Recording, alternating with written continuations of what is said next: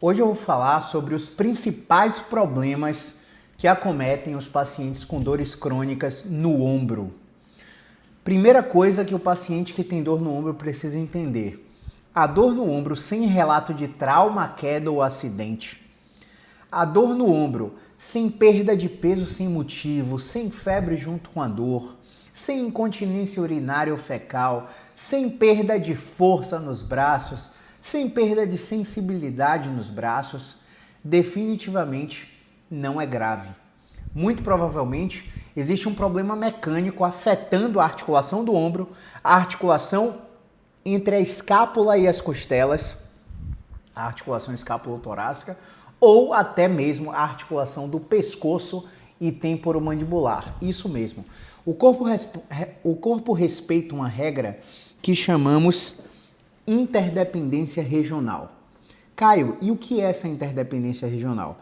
Para o seu ombro funcionar bem, a sua torácica, o seu pescoço, a sua ATM, o seu cotovelo precisam funcionar bem também. Quer ver uma coisa? Fica emborcado agora, totalmente emborcado, na postura relaxada. Tenta levantar seu braço o máximo que você puder. Não vai, né? Porque você está com a torácica toda em cifose. Agora tenta estufar o peito, empinar o bumbum.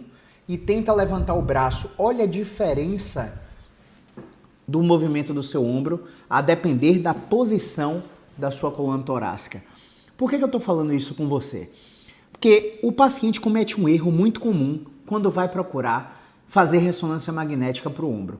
Existem estudos que mostram que a ressonância magnética, quando aplicada dos dois lados, encontram as mesmas alterações em pacientes que têm dor de um lado só. Entende? A ressonância magnética ela é muito boa para excluir uma condição grave. Mostrar que você não tem fratura, que você não tem infecção, que você não tem câncer. Tudo bem. Só que a ressonância magnética é muito ruim do ponto de vista de aumentar a preocupação do paciente relacionada ao problema. O paciente começa a ter um comportamento de medo, de evitação, o que colabora para elevar os níveis de rigidez na torácica, no pescoço, na TM, no próprio ombro e dificultar a sua recuperação. Então, primeira coisa, eu sei que não é grave porque eu não tenho nenhum desses sinais que eu acabei de ouvir no vídeo. Segunda coisa, eu sei que eu não preciso fazer uma ressonância magnética porque eu não tive trauma, queda ou acidente, e eu também não tenho esses sinais que você acabou de ouvir no vídeo. Então deve ser alguma coisa mais simples. Só que essa coisa mais simples precisa de um tratamento para não virar um problema maior. Por exemplo, existem pacientes de meia idade, entre 35 e 45 anos, que evoluem com episódios inespecíficos de dores na coluna lombar ou no pescoço. Esses pacientes começam a levar com a barriga. O que eu quero dizer com isso? Levar com a barriga quer dizer que ele se automedica.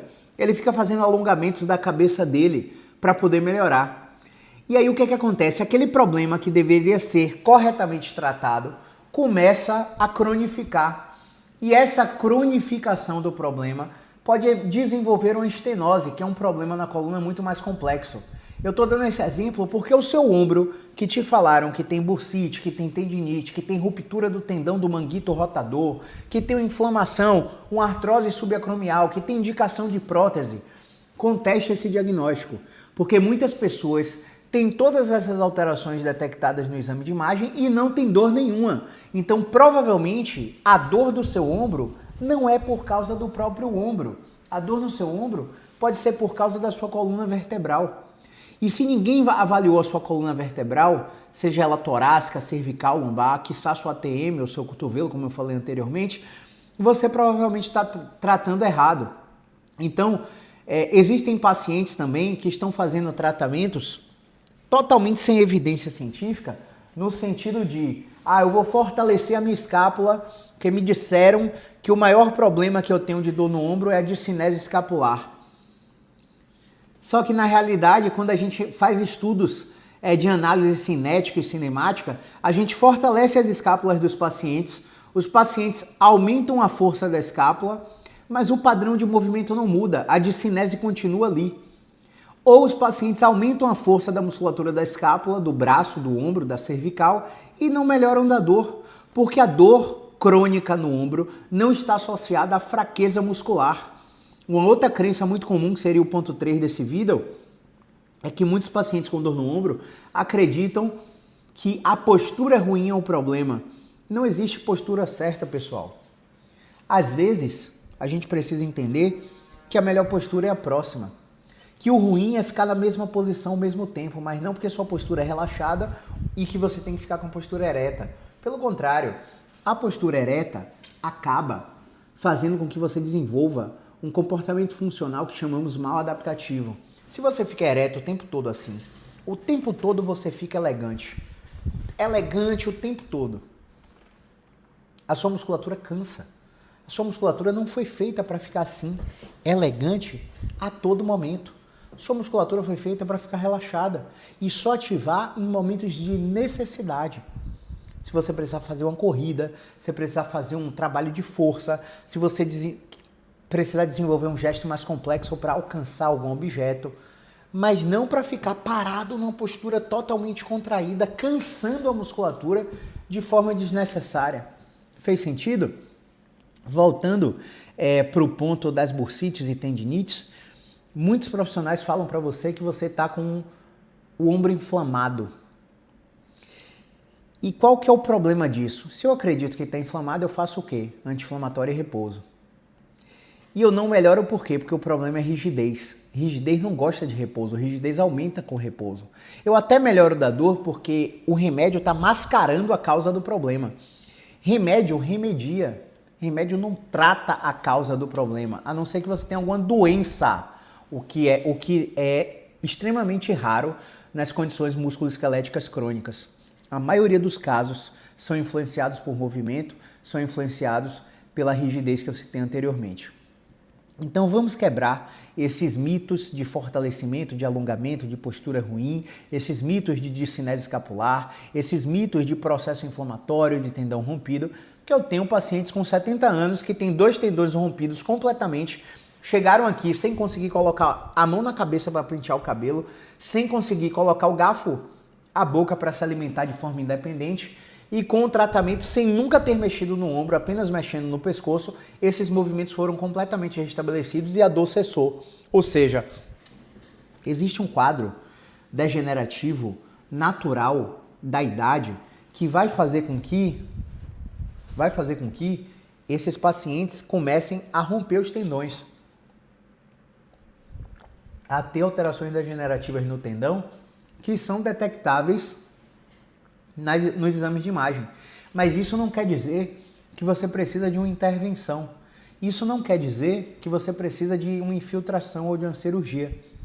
Então, essas rupturas são completamente inespecíficas e o seu corpo vai se adaptar a essas rupturas. Não é toda ruptura traumática ou atraumática que você tiver que você precisa de cirurgia.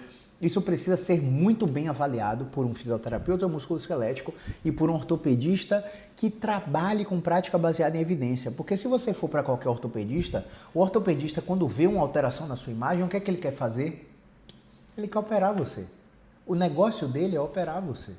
Então, claro que toda generalização é burra e existem profissionais, tanto aqui em Salvador como em outras partes do Brasil, que trabalham com prática baseada em evidência e não operam todo mundo, só operam quem realmente tem necessidade. Existem profissionais da medicina que preferem receber os pacientes da gente, porque quando os pacientes falham no tratamento conservador com a gente, aí eles sabem que a chance de sucesso cirúrgico é gigante, porque já falhou no tratamento fisioterapêutico. Agora, o tratamento fisioterapêutico baseado em evidência não é alongamento, fortalecimento, choquinho, calorzinho, agulhinha, não. Correção postural, não. É educação com base em ciência moderna da dor, para que o paciente entenda de qual problema ele sofre e exposição gradual aos movimentos temidos. Exposição gradual aos movimentos que o paciente estava fazendo com dor, para que ele comece a desmistificar essa crença de que o movimento está gerando machucado, está aumentando a inflamação, está aumentando a lesão. Então, uma tática que eu gosto de usar muito para os pacientes é a exposição ao movimento mais temido. Por exemplo, a paciente para desabotoar o sutiã não consegue fazer sozinho porque não tem rotação interna. E quando ela vai lá, dói. Então, o que ela faz? Evita. E aí a gente pede, vá lá mesmo com a dor. Faça 35 movimentos desse. e fica monitorando os movimentos. E aí ela percebe que da repetição 1 a 7 dói, da 8 a 13 não dói, da 14 a 21 volta a doer, da 22 até a 35 não dói. E depois que ela repete os movimentos, ela começa a ganhar a capacidade de ir desabotoar o sutiã, de rodar internamente o ombro.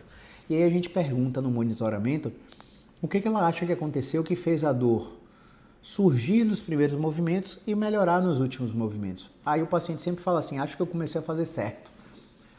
E aí a gente está filmando o exercício e mostra para ela o que estava errado aqui e o que mudou quando você achou que estava fazendo certo.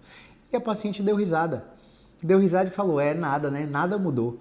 Pois é, o sistema nervoso central é capaz de, com estímulo sucessivo, ou seja, uma repetição de um movimento específico, promover um processo que a gente chama de analgesia induzida pelo movimento. E essa analgesia induzida pelo movimento vai fazer com que esse paciente modifique a experiência de dor. Ele mexa sem sentir dor.